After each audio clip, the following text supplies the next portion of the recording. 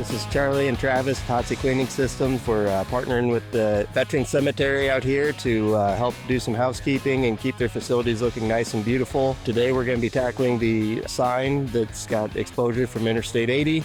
Today we've got the Hotsy M1260 SS. We've got a belt-driven gas engine hot water pressure washer. We've got it set up on a custom skid with a 275-gallon water tank.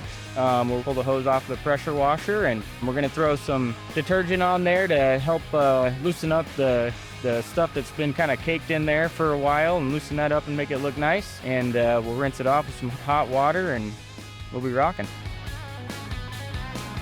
For us to take some time to pay homage to a generation before us, it really refocuses your mind and priorities. So we're appreciative of the opportunity to help serve and do our part to keep this place looking beautiful.